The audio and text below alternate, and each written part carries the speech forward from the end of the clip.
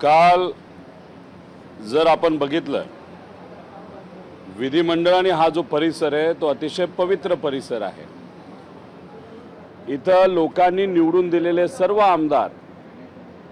विधानसभेचे व तसंच विधान परिषदेचे महाराष्ट्राचे सामान्य लोकांचे प्रश्न मांडण्यासाठी इथे येत असतात आणि याच पवित्र ठिकाणी कायदा बनला जातो। पण काल जर आपण बघितलं, काही जे सत्तेत असणारे आमदार नेते यांना असं वाटतं आपली सत्ता आली मग आपण कुठेही कायदा हातात घेऊ शकतो, कायदा व सुव्यवस्था आपण कुठेही बिघडू शकतो, दमदाटी आपण कोणालाही करू शकतो।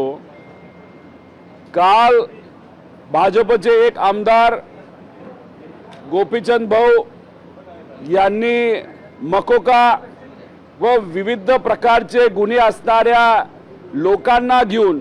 4 ते 5 लोकांना, कदाचित त्यातले फक्त एकाला पास असला तर असेल, नाही तर सगळे विदाउट पास हे आत आणले गेले।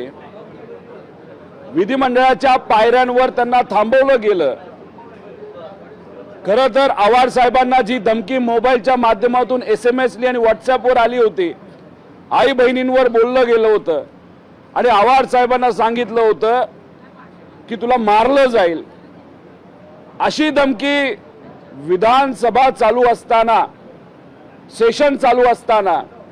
जर एखाद्या आमदाराला येत असते आणि त्या आमदाराने अध्यक्षांना हे सांगून सुद्धा त्या व्यक्तीवर जरी धमकी दिली त्याच्यावर कारवाई होत नसेल,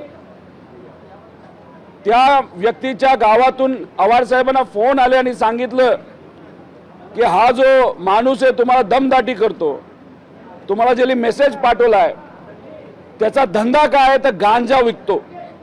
म्हणजे गांजा विकणारे मकोका असणारे सर्व कार्यकर्ते घेऊन भाजपमधला एक सत्ताधारी आमदार इथं येतो काय, आव्हाड साहेबांना मारण्याचा प्रयत्न काय होतो आणि त्यात आमचा एक कार्यकर्ता नितीन देशमुख मध्ये येतो आणि त्याला तिथं मारलं जातं। आता isakal.com आहे देशातील नंबर 1 ची मराठी न्यूज वेबसाईट। प्रत्येक अपडेटसाठी